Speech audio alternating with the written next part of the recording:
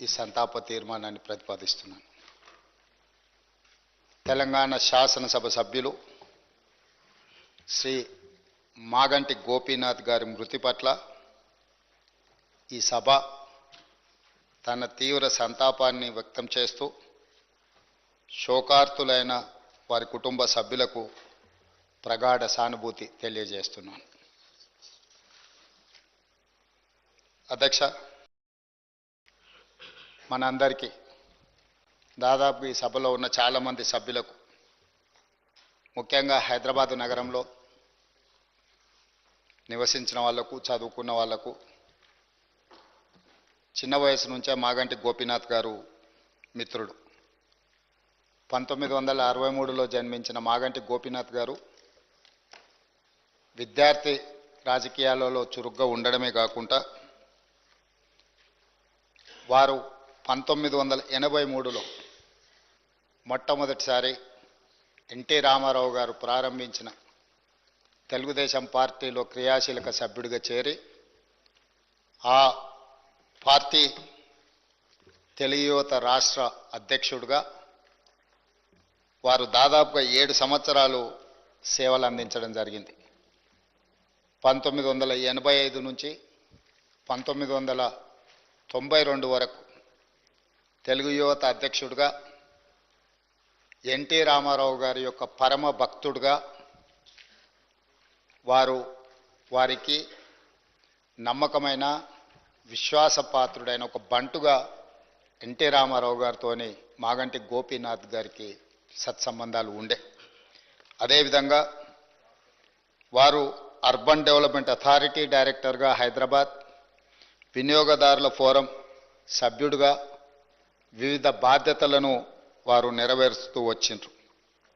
అదేవిధంగా వారు సినిమా రంగంలో నిర్మాతగా, విద్యార్థి రాజకీయ నాయకుడిగా, ప్రజాప్రతినిధిగా తెలుగుదేశం పార్టీలో ఎదిగి సినీ నిర్మాతగా కూడా వారు రాణించడం జరిగింది. అధ్యక్ష, పాత బస్తీ 1995లో సినిమా తీవడము, అదేవిధంగా రవణ 2000 సంవత్సరంలో నటశేఖర కృష్ణ గారిని హీరోగా పెట్టి వారు ఒక గొప్ప చిత్రాన్ని నిర్మించడం, భద్రాద్రి రాముడు 2004లో, నా స్టైలే వేరు 2009లో ఇలాంటి తెలుగు సినిమాల నిర్మాతగా కూడా వారు రాణించడం జరిగింది.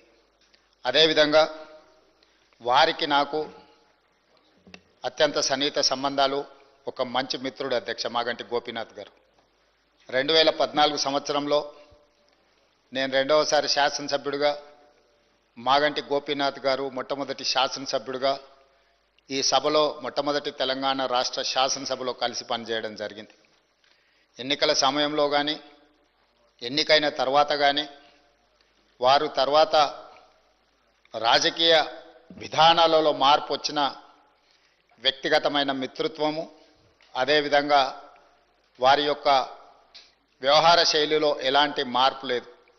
ఒక మిత్రుడిగా 2014, 2018, 2023 3 సార్లు శాసనసభ్యుడిగా ఎన్నికై హ్యాట్రిక్ సాధించిన శాసనసభ్యులలో చాలా తక్కువ మందిలో మాగంటి గోపీనాథ్ గారు ఒకరు.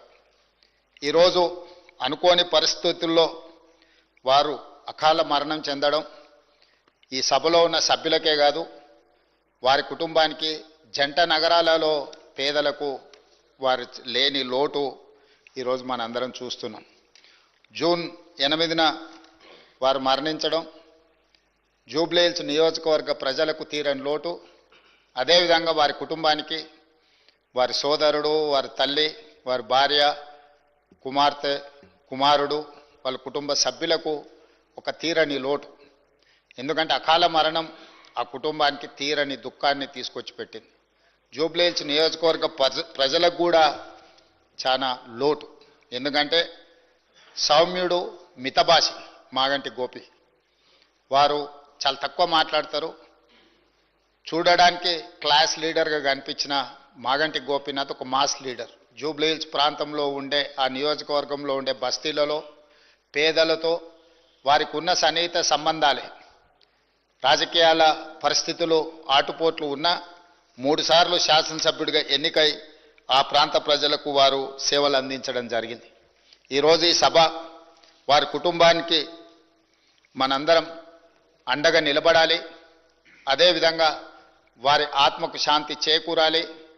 అలాంటి అరుదైన ప్రజాసేవలో ఉన్న ప్రజాప్రతినిధులు కోల్పోవడము మనందరికీ తీరని లోటు. అందుకే తమరి అనుమతితో ఈ శాసనసభలో ఈ సంతాప తీర్మానాన్ని ప్రవేశపెట్టడమే కాకుండా ఆ కుటుంబానికి ప్రగాఢమైన సానుభూతి తెలియజేస్తూ వారి ఆత్మకు శాంతి చేకూరాలి అని భగవంతుడిని ప్రార్థిస్తూ తమరి దగ్గర సెలవు తీసుకుంటున్నాను అధ్యక్ష. Request LA minister Shri Sridhar Babu. అధ్యక్ష.